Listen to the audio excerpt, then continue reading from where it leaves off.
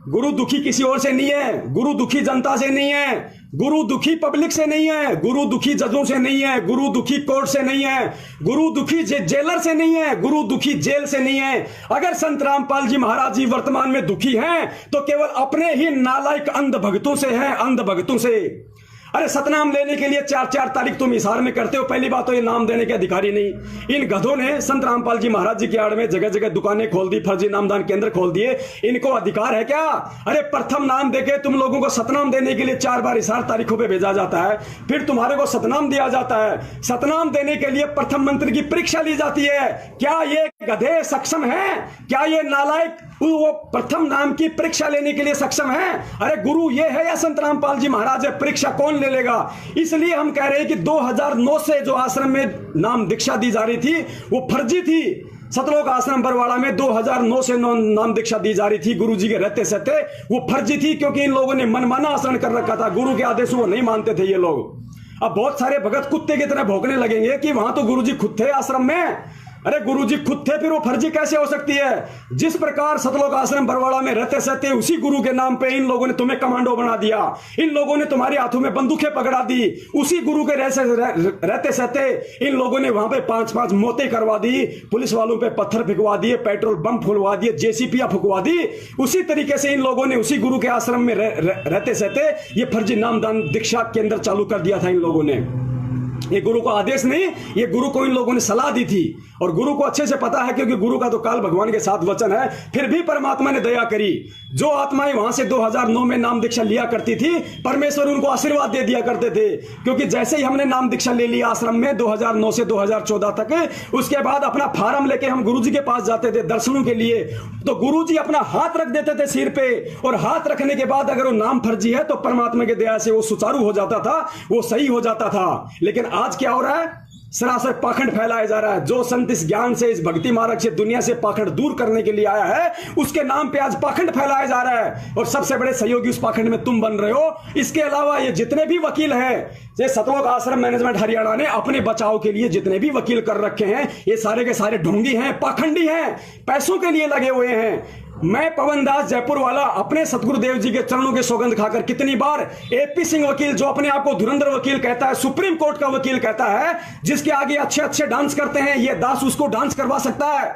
इस दास को परमात्मा ने वो काबिलियत दे रखी है, वो बुद्धि दे रखी है। ये दास आज पूरी दुनिया के सामने एक बार फिर से चैलेंज करता है सतलोक आश्रम मैनेजमेंट हरियाणा के एपी सिंह दिल्ली वाले वकील को, सुप्रीम कोर्ट के अधिवक्ता को, और एस के गर्ग नरवाणा वाले को, जो वर्तमान में देशद्रोह का मुकदमा लड़ रहा है संत रामपाल जी महाराज जी का। मैं उन दोनों वकीलों को चैलेंज करता हूं। यहां पे मुझे मजबूरन चैलेंज करना पड़ रहा है क्योंकि मेरे पास में सबूत है, साक्ष्य हैं। इन दोनों वकीलों ने सतलोक आश्रम मैनेजमेंट के इशारे पे, पैसों के लालच में संत रामपाल जी महाराज जी को उल्टा फंसाया है, ना कि बचाया है।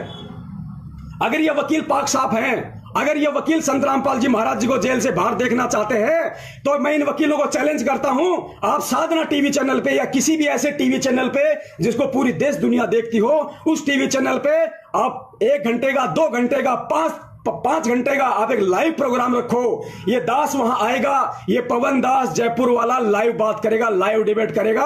अगर तुम लोगों की वकालत ना छुड़वा दी, तुम लोगों के लाइसेंस फेल ना करवा दिए, जिस तरीके से तुम लोगों ने सतलोक आश्रम मैनेजमेंट के गुलाम बनकर, उनके पैसों के गुलाम बनकर तुम लोगों ने जिस कदर प्रशासन को मूर्ख बनाया है, हरियाणा सरकार को मूर्ख बनाया, जजों को और कोर्ट को मजाक बनाया तुम लोगों ने, उल्टे सबूत पेश कर करके, उल्टी दलीलें दे देकर तुम लोगों ने वो सबूत नहीं रखे जिन सबूत संत रामपाल जी महाराज जी बोल रहे हैं।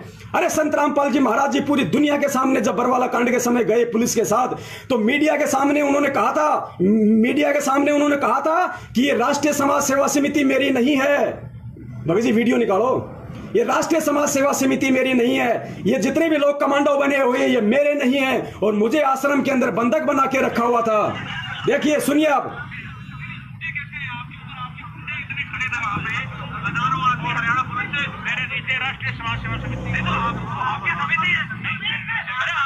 देखा, गुरुजी कह रहे हैं कि समिति मेरी नहीं है। समिति कौन? सतलोक आश्रम मैनेजमेंट हरियाणा, वही गुंडों ने एक समिति बना रखी थी, नाम दे रखा था राष्ट्रीय समाज सेवा समिति। गुंडे सबके सब वो संत रामपाल जी महाराज जी का भाई, उनके बेटा, उनका जवाई, उनके रिश्तेदार, ये स्टेट कोऑर्डिनेटर, यही सारे गुंडे उस राष्ट्रीय समाज सेवा समिति के अंदर थे। और गुरुजी ने उन गुंडों के खिलाफ बयान दिया है अपने वीडियो में पूरी दुनिया को। ये जितने भी वकील हैं, एपी सिंह, एसके गर्ग, नरवाना, ये उन गुंडों को कोर्ट में खड़ा क्यों नहीं करते? उन गुंडों के खिलाफ कोर्ट में खड़े क्यों नहीं होते? क्योंकि इनको अच्छे से पता है कि जो गुंडे हमें फीस दे रहे हैं, जिन गुंडों के पैसों के पीछे हमारे बच्चे विदेशों में पढ़ रहे हैं, जिन गुंडों के पीछे हमें मौज मिल रही है, हमें लाखों रुपए एक तारीख का मिल रहा, उन गुंडों के खिलाफ हम कैसे कोर्ट में खड़े हो जाएंगे? पुण्यात्माओं, ये सबके सब षड्यंत्रकारी हैं, काल के दूत हैं। इनको संत और भक्ति, भगवान, ज्ञान से कोई मतलब नहीं है। आप लोगों के कंधे पर बंदूक रखकर गुरु को बदनाम किया जा रहा है, कहीं लेट ना हो जाए, ध्यान रखना पुण्यात्माओं। पानी अगर सर से ऊपर निकल गया, गुरु का कोई कुछ नहीं बिगाड़ पाएगा। गधे कुत्ते हम बने फिरेंगे, यहाँ पे गधे कुत्ते हम बने फिरेंगे।